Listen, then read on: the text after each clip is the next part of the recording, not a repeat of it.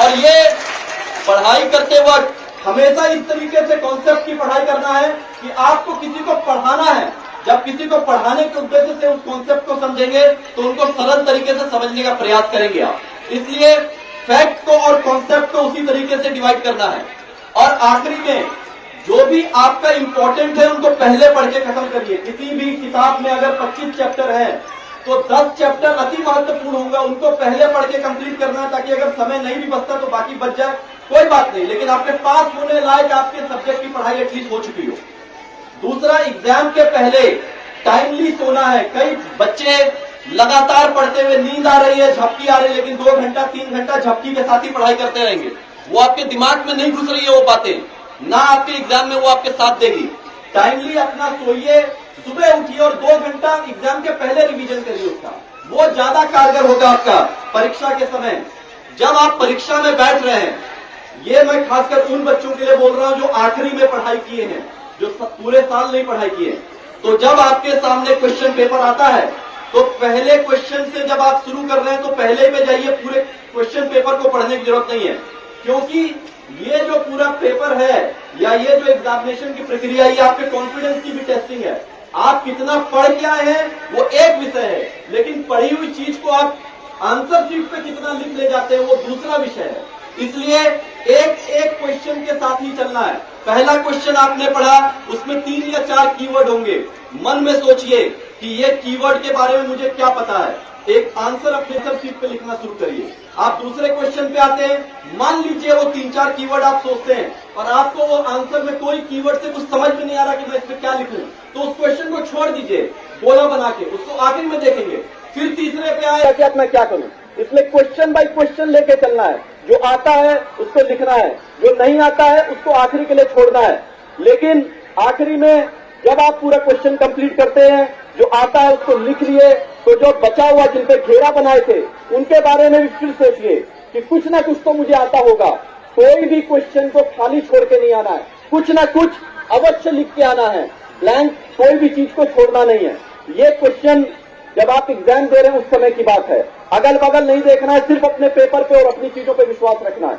और जब आप पेपर शुरू करने जा रहे हैं तो 30 सेकंड के लिए आंख मूंदिए और उस इंसान का चेहरा अपने आंखों के सामने दिखिए जिसका आप अपने जीवन में इज्जत करते हैं, रिस्पेक्ट करते हैं, जिनके लिए आप कुछ करना चाहते हैं जीवन में, उस इंसान का चेहरा अपनी आंखों के सामने देखिए।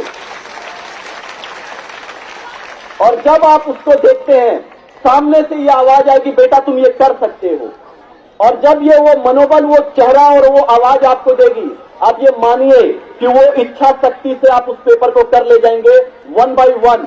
और अगर ऐसा कोई भी मान लीजिए आपके जीवन में आपको लगता है कि नहीं है जो मेरा मनोबल बढ़ाने के लिए मेरे आंखों बंद करने पे बोलेगा, तो आप ये मान लीजिए कि आपके जिला पदाधिकारी के नाते मुझे यहाँ मेरे बैठे हुए सहरसा के हर बच्चे पे विश्वास है। अगर किसी और का चेहरा नहीं भी आए तो आप मेरा चेहरा अपने दिमाग में ले आइएगा, और मेरी चेहरा जब भी लाएंगे वो आवाज एक ही आ रही होगी कि बेटा या बेटी मुझे आप पे विश्वास है, पूरे सहरसा को आप पे विश्वास है। उस मनोबल के साथ आपको बढ़ना है। बड़े से बड़ा युद्ध सिर्फ संसाधनों के दम पे नहीं जीता जाता है, मनोबल और इच्छा शक्ति के दम पे जीता जाता है।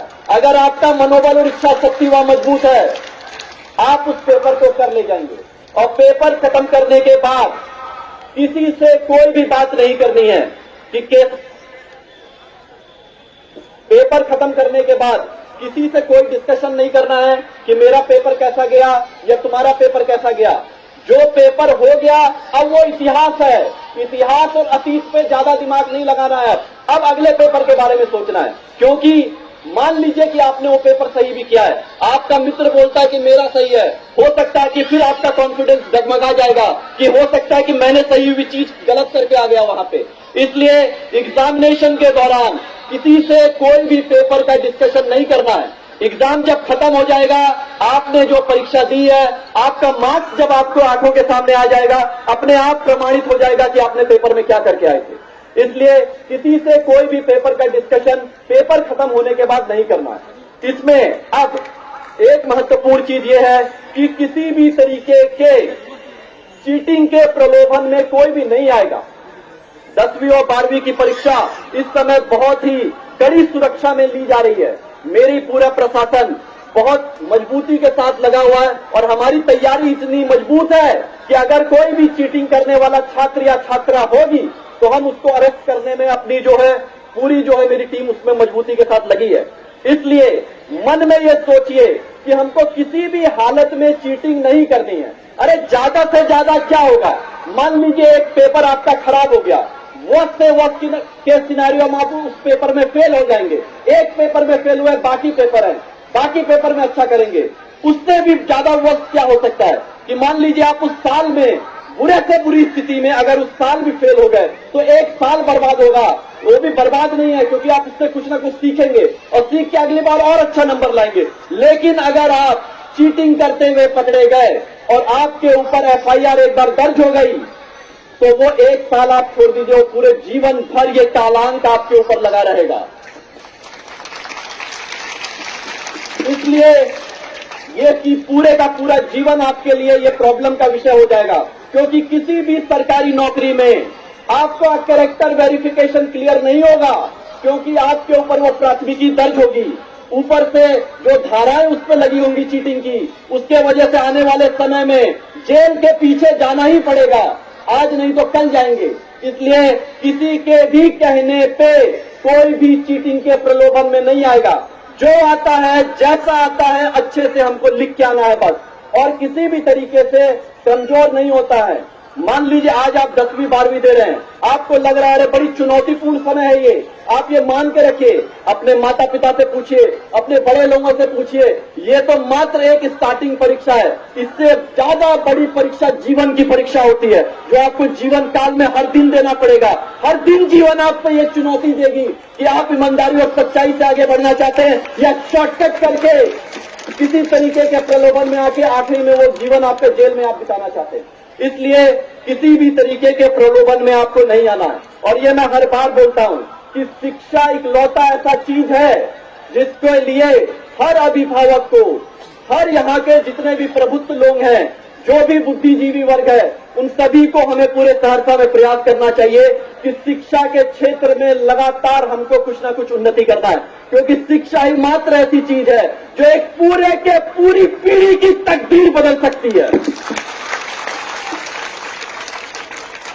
अगर एक बच्चा भी अच्छा पढ़ने में निकल गया और वो अगर सही से आगे बढ़ जाता है तो आप ये मान के चलिए कि पूरे के पूरे परिवार, एक पूरे के पूरे मोहल्ले, अपितु पूरे के पूरे क्षेत्र को ऊपर उठाता है। इसलिए लगातार हमें शिक्षा के क्षेत्र में काम करना है, और ये मुझे जान के और देख के बहुत खुशी होती है, और लगातार मेरी टीम इस पर मेहनत करती है कि आज एटलीस्ट जो टीचर्स की अटेंडेंस है उसमें सहरसा के मॉडल को हर जगह बिहार में देखा जा रहा है। कि आज की डेट में मैं अपना कृतज्ञता हर एक टीचर को भी देना चाहता हूं जो एटलीस्ट उस विजन को लेकर चल रहा है कि समय पे विद्यालय पहुंच रहा है और समय पे विद्यालय से निकल रहा है, क्योंकि लगातार उसका विजिलेंस यहाँ पे हम लोग व्हाट्सएप अटेंडेंस से कर रहे हैं। और अभी कई टीचर चिन्हित ऐसे हो गए जो नहीं सुधरना चाहते हैं, तो उनको संबंधित नियोजन समिति के माध्यम से उनकी सेवा हमेशा के लिए समाप्त कर दी जाएगी। अगर कोई टीचर नहीं पढ़ाना चाहता है तो अपने घर में बैठे, लेकिन सहरसा के बच्चों के भविष्य के साथ खिलवाड़ नहीं होने देंगे। इसलिए हम लोग लगातार ये शिक्षा के क्षेत्र में कार्य करते रहेंगे। और दूसरा महत्वपूर्ण चीज है हमारे युवा। आने वाले समय में बिहार एक युवा शक्ति के रूप में निकल रहा है। आज हम एक सबसे युवा राज्य हैं, इसलिए हमें लगातार ये प्रयास करना है कि हम अपने युवाओं को जो पहले से है उनको सही तालीम दे, और जितने हमारे युवा हैं वो सही रास्ते पे चले, क्योंकि ये युवा एक ऊर्जा है, और ऊर्जा अगर सही रास्ते पे चलेगी तो ताकत देगी, लेकिन ऊर्जा अगर गलत रास्ते पे गई तो विध्वंस मचाने की भी ताकत रखती है। इसलिए हमें डेमोग्राफिक डिविडेंड की तरफ जाना है, ना कि डेमोग्राफिक कैटेस्ट्रॉफ की तरफ। और इसमें सबसे महत्वपूर्ण चीज है कि हमारे युवाओं को नशा से दूर रहना है। लगातार ये देखा जा रहा है अलग अलग जगह कि नशा की वजह से जो हमारे युवा बर्बाद हो रहे हैं, एक पूरी की पूरी पीढ़ी बर्बाद हो रही है। हमें जो भी बुद्धिजीवी वर्ग उनके आसपास है, चाहे उनके माता पिता हो, चाहे उनके अन्य जो भी दोस्त हैं, जो भी जिनकी बात वो समझते हैं, उनको लगातार प्रयास करना है कि नशा जैसी चीज से उनको दूर रखना है, चाहे वो किसी भी तरीके का नशा हो, क्योंकि वो नशा के चपेट में आके अल्टीमेटली शुरुआत करेगा छोटा मोटा छिनतई से, शुरुआत करेगा छोटी मोटी चोरी से, उसके बाद धीरे धीरे वो इसी क्राइम के लैडर में बढ़ता जाता है और आखिरकार उसका जीवन फिर नष्ट हो जाता है। आप सोचिए, जो युवा एनर्जी हमारे पूरे क्षेत्र को, हमारे पूरे राज्य को ऊपर उठाने की ताकत रखती थी, उसकी वजह से हमारी नाक झुकेगी, हमारी पूरी ताकत नीचे जाएगी। इसलिए हमें लगातार प्रयास करके उस युवा शक्ति को ऊपर लेके जाना है। और हमारे सहरसा में आने वाले टाइम में कई लगातार फ्यूचरिस्टिक प्रोजेक्ट हैं, जैसे जिस मैदान में आज खड़े हैं, आने वाले टाइम में खेलो इंडिया प्रोजेक्ट से इसका मेरे सिग्नेचर से हमने इसका डीपीआर का प्रोसेस आगे बढ़ा दिया है। आने वाले टाइम में जब ये सैंक्शन होगा तो एक बढ़िया शानदार स्टेडियम यहाँ पे होगा, जिसमें अच्छे आधुनिक खेल की सुविधाएं होंगी। 2023 में NH 107 और NH 327E जैसे महत्वपूर्ण प्रोजेक्ट सहरसा में कंप्लीट होंगे, जो कि कम्युनिकेशन लाइन को और इंफ्रास्ट्रक्चर को बहुत मजबूती देगा सहरसा के विकास में। टाउन एरिया प्लानिंग लगातार चल रही है। 10 एकड़ जमीन हम लोग ने कचरा प्रबंधन के लिए सहरसा में दिया गया है और सहरसा फर्स्ट फेज में है। आने वाले टाइम में यहाँ पे bio remediation plant, MRF material recovery facility जैसे आधुनिक कचरा प्रबंधन की व्यवस्थाएं सहरसा में होंगी। यहाँ पे हम लोग ने जब यहाँ पे हम ज्वाइन किए तो सहरसा में देखे कि अभी तक टाउन का मास्टर प्लान भी नहीं है। मास्टर प्लान का हम लोग ने प्रोसेस शुरू किया और आज की डेट में मास्टर प्लान का कार्य चल रहा है।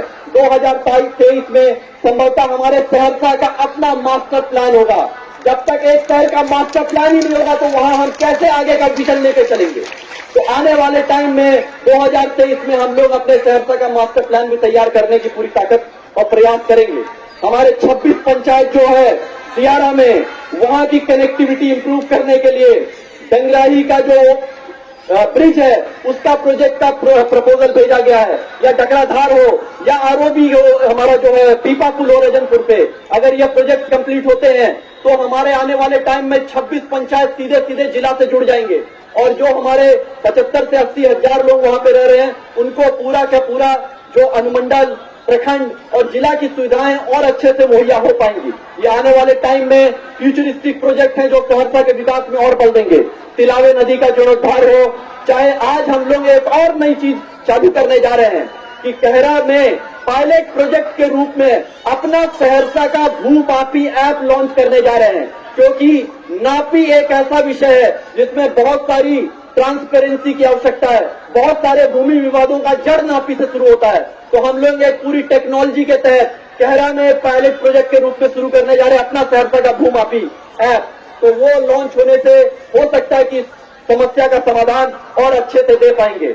अब मित्रों, दोस्तों, भाइयों और बहनों, जैसे 19वीं शताब्दी ब्रिटेन की थी, 20वीं शताब्दी अमेरिका की थी, 21वीं शताब्दी ये हमारी है, भारत की है। और ये हम हमेशा कहते हैं कि भारत का विकास तभी होगा जब हमारे यहाँ बिहार का विकास होगा, क्योंकि इस राष्ट्र के हृदय हम हैं। अगर भारत का मानचित्र खड़ा कर दिया जाए और एक इंसान का शरीर खड़ा कर दिया जाए, भारत के मानचित्र पे बिहार वही है जहाँ इंसान के शरीर में हृदय है। हम इस राष्ट्र के हृदय हैं और 21वीं शताब्दी में विश्व गुरु बनने से हमें कोई नहीं रोक सकता और उसमें बिहार का योगदान अति महत्वपूर्ण होगा। अंत में इसी विश्वास के साथ कि हमें कोई नहीं रोक सकता है विश्व गुरु बनने से और बिहार को आगे जाने से, इसमें अपने वक्तव्य को कुछ पंक्तियों के साथ समापन करना चाहेंगे। मुट्ठी में कुछ सपने लेकर भरकर जेबों में आता है, दिल में है अरमान यही कुछ कर जाएं, कुछ कर जाएं।